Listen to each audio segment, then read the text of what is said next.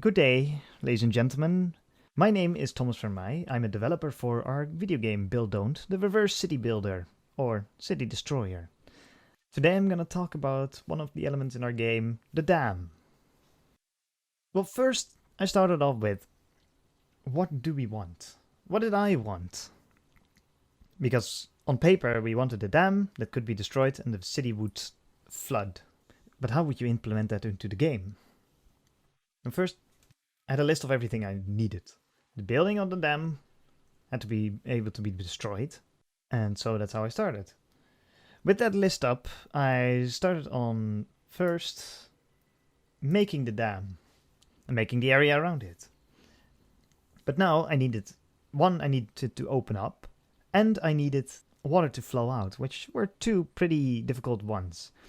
First, I was thinking about how to use it in the code and transform the rotation of the doors and transform the position of the water, instantiate it and stuff like that. But that would end up with a lot of redundant code, not necessarily redundant code, but a lot of code that wasn't necessarily needed. That's why I used the animator. And specifically the clip editor, an add-on for Unity. And with that I could add certain keyframes. For example, here on the right one we have the dam door rotation, dam door 1 and dam door 2. Now, because of the clip editor,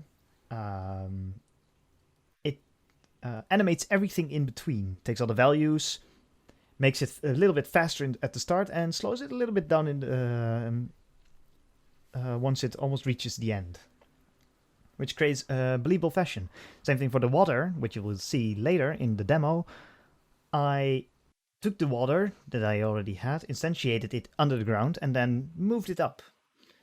Because of this, I could, yes, other possible methods, I could have done this in the code, but I chose not to, just because the animator was simpler to use.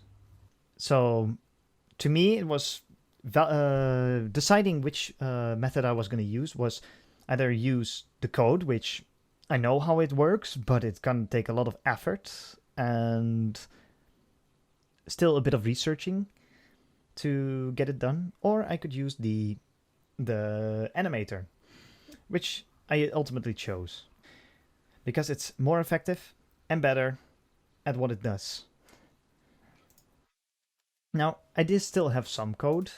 As you can see here, I have, but not a lot. I took some serializations of the water animations and the left door and the right door, because they're separate animations. And basically, in script, play those animations. I will put it in a public void to also set the water active, instantiate that.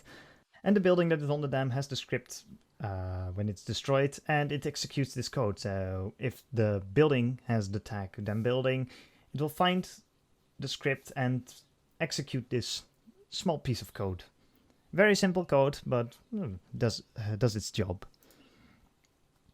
Now, I'll show you a small demo. Let's pick up the ladder. I created the ladders as a method of getting on top of the dam.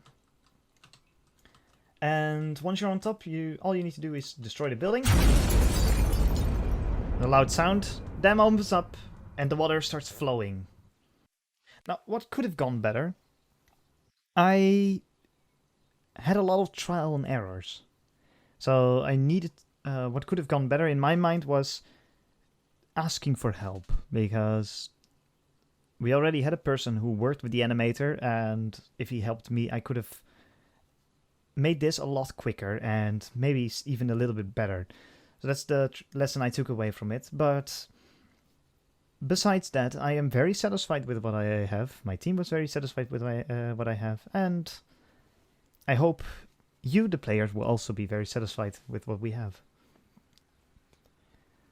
Well then, thank you for watching to this devlog, and I'll see you next time. Bye bye.